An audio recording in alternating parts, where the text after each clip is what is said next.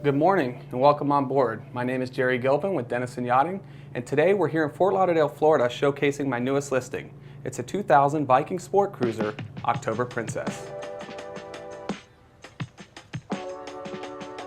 October Princess is powered by her upgraded 1300 horsepower MAN engines, and her interior features have 4 cabins, 3 heads, and a crew quarters with an ensuite head and shower aft.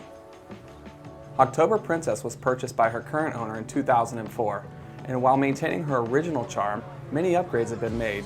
Her most notable feature is an entire paint job from the waterline up. Also included during that time was a complete refit of the teak package.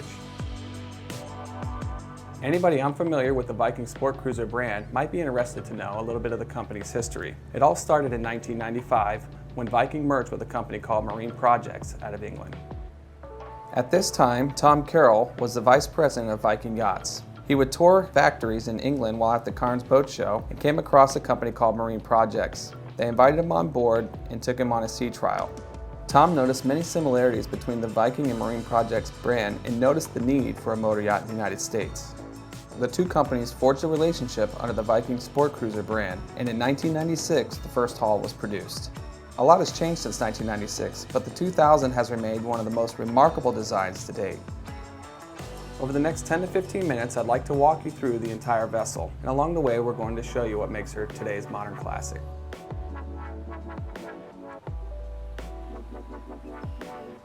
We're going to kick off today's walkthrough on the 72 up on the Flybridge.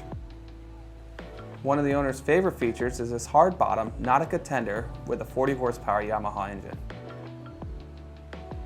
Centerline, you will find the ship's radar arch. She features an open array radar, 2 kVH domes, nav lights, GPS antenna, and a VHF antenna. Just below the radar arch and to starboard is a freshwater sink with a prep area. The most frequently used area on the yacht is just below the bimini top, which features a guest lounging area and the upper helm. This is a great space to enjoy the best of the panoramic views the 72 has to offer. To starboard, you will find a spiral staircase which leads back downstairs into the salon and the dining area, which we will explore later on in today's walkthrough. And rounding out the Flybridge, we find the upper helm. She features 2 bench seats, one to port and one to starboard, and a centerline helm.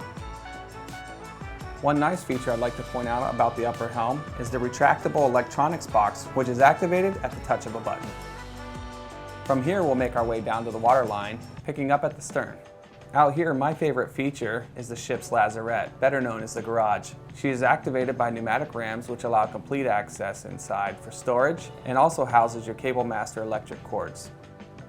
Off to port, you will notice a swim ladder, making getting back on board a breeze. Coming up from the ladder to starboard, you will find the hot and cold freshwater shower. Moving up from the swim platform, getting up to the cockpit is made easy by 2 stairways, one port and one starboard. Covered completely by our factory molded hardtop, the cockpit is the perfect space for dining or late night cruises. Turning our attention first to the aft mezzanine area, you'll notice a round table with mezzanine seating and 2 deck chairs. Other notable features in the cockpit area, to port and to starboard, you will notice snubbing winches. This makes docking very easy for a husband and wife team or a couple traveling alone. Moving forward into port, you will notice the ship's storage locker. Directly across from this is a mirrored door, but on the starboard side we have access to the crew quarters and engine room.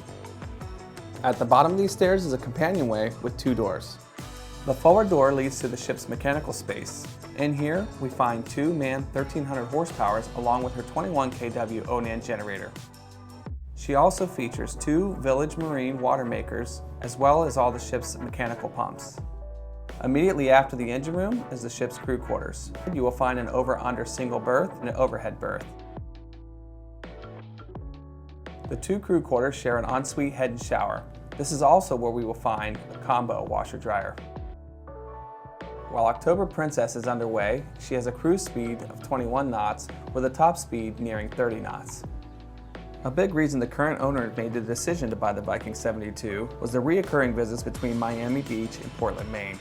The speed, the confidence, and the stability of the yacht made these trips possible within 6 days. Before we take a look inside, follow me up the side deck where we can take a closer look at her bow.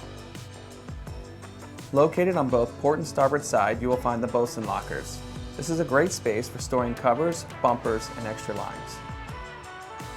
These flank a centerline sun pad, which also features stainless handrails to each side.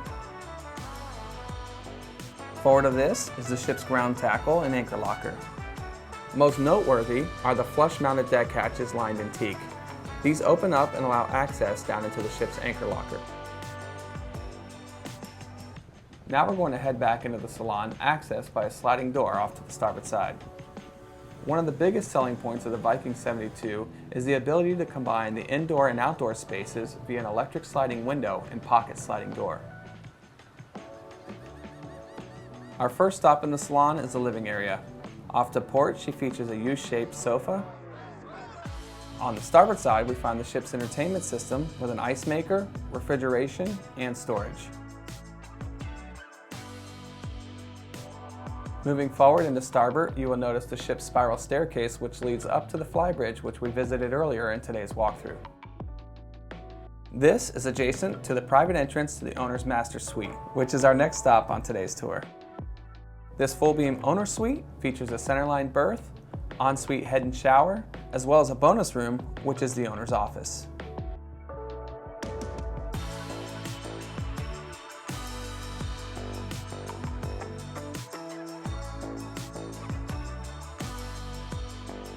Leaving the master stateroom and jumping back up onto the main deck, we will now go visit the galley. The nice thing about the galley is it's open and you have panoramic views thanks to its surrounding windows. When you're working in this area, you have access to a full functioning galley, where appliances include a 4-burner cooktop, a microwave, a double sink, and refrigeration. Additionally, aft, you will find a dishwasher. Looking directly across from the galley, you find the ship's formal dining. She has seating for up to 7 guests on a table that is on tracks, making 360-degree access of the table. Continuing forward to port, we will find the casual dining area, which features a U-shaped seating with a round pedestal table in the center. What I like most about this space is the panoramic views you get watching early morning sunrises or late night sunsets. On the list of any owner's favorite features is the access to the ship's side decks via electric doors, port and starboard. Rounding out the ship's main deck, we find the lower helm. She has mirrored electronics from the Flybridge, but is completely protected from the elements.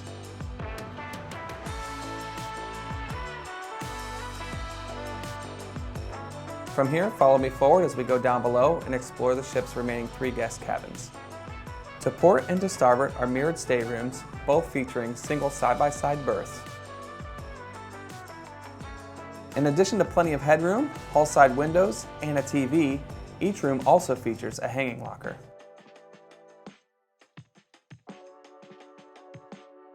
In addition to the 2 staterooms is a shared head and shower, which also serves as the ship's day head. Rounding out today's tour and moving all the way forward, we find the VIP stateroom. She features an island queen berth and an ensuite head and shower.